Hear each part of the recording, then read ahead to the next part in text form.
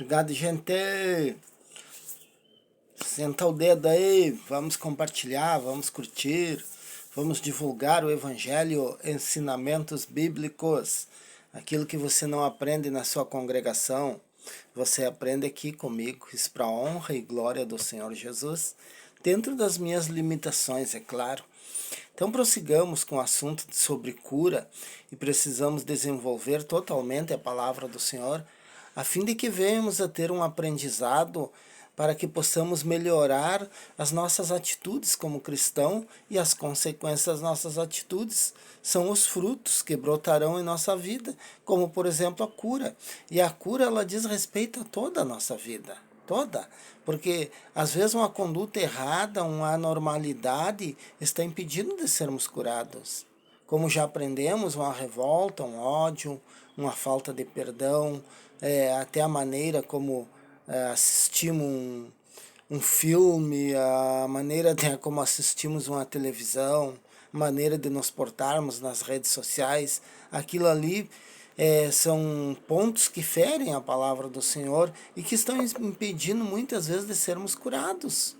Muitas vezes a cura não vem por causa de uma mágoa, não vem por causa que nós assistimos coisas indecentes e imorais que contrariam completamente a palavra do Senhor. Existe tanta programação boa para ser assistido, existem tantas pessoas boas fazendo comédias que dá para rir realmente, existem tantos filmes que têm uma história, porque se você vai no secular, você não vai encontrar a palavra de Deus. Então, a Bíblia diz que não seja demasiadamente justo nem demasiadamente ímpio, porque tu te destruiria a ti mesmo. Agora, estou me referindo à prostituição, como certas novelas, filmes demasiadamente prostituídos, porque violência, que é um livro mais violento do que a Bíblia, tem morte de Gênesis e Apocalipse, fala mais de morte do que de vida.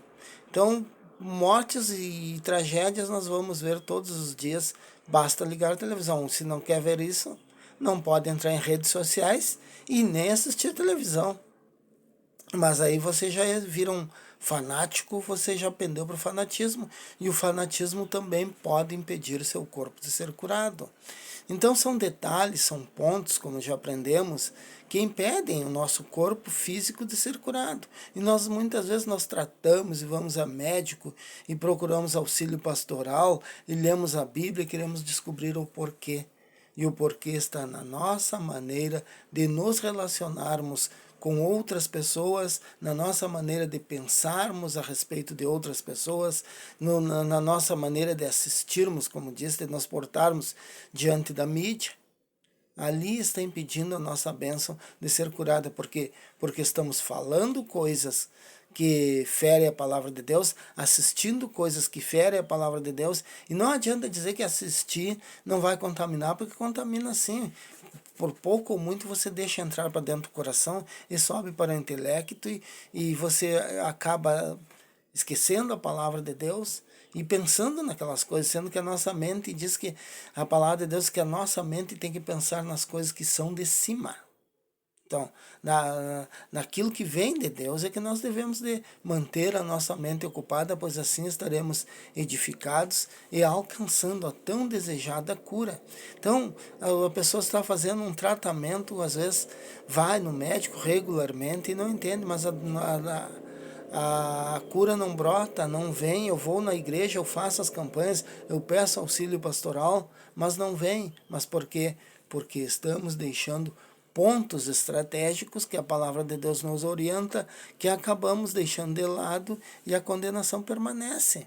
Por exemplo, em Mateus 6, versículo 22, 23, diz que a candeia do corpo são os olhos. Nós já aprendemos sobre isso antes, sobre o Salmo 101, que diz: não porás coisas más diante dos teus olhos. Porém, em Mateus 6, versículo 22, 23, diz: a candeia do corpo são os olhos. O que é a candeia? A candeia são os faróis. Para que servem os faróis? Para iluminar, clarear. O que nós somos? A luz do mundo. Quem anda na luz, o que acontece? Enxerga todas as coisas. E quem anda no escuro, o que acontece? Tropeça.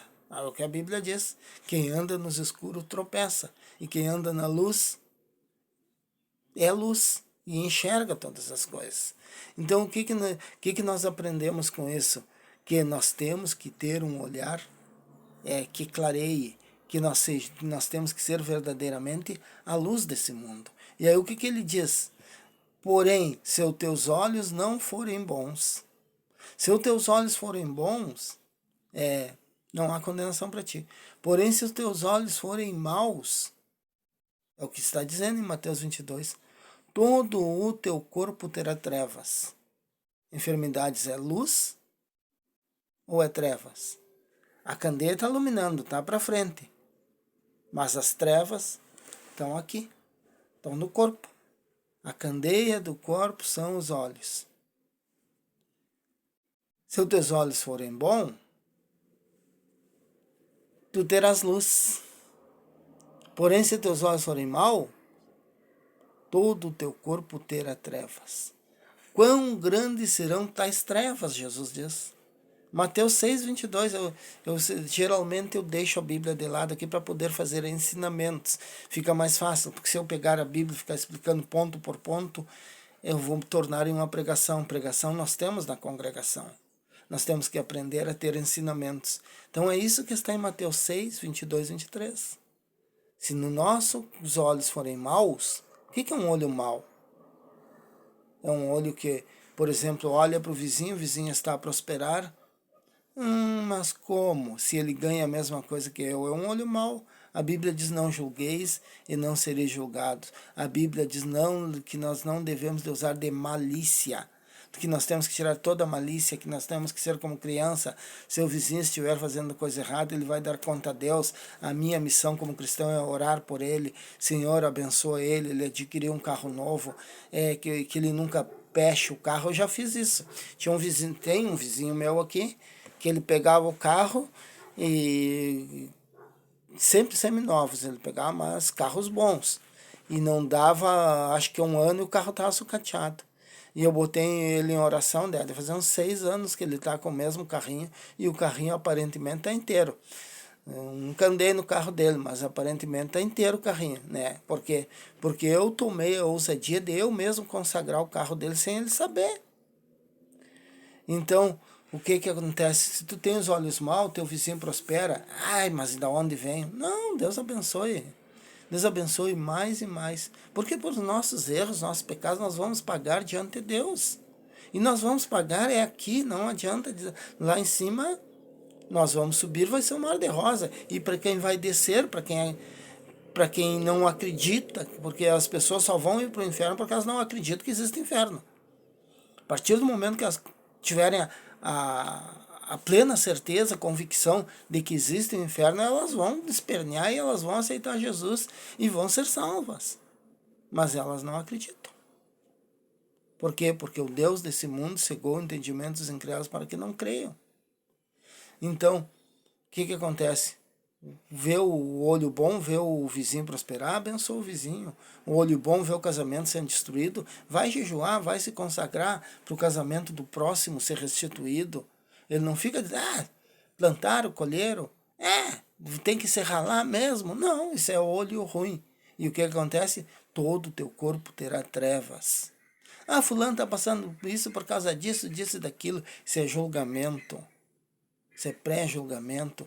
Deus não mandou nós fazermos isso. Deus mandou nós amarmos ao próximo como a nós mesmos. Então nós temos a única maneira de amarmos o próximo a nós mesmos é termos olhos bons.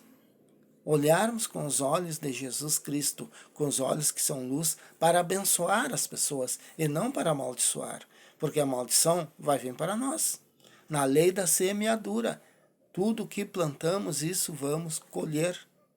Então, se tivermos olhos ruins, teremos trevas. E Jesus disse, quão grandes serão tais trevas?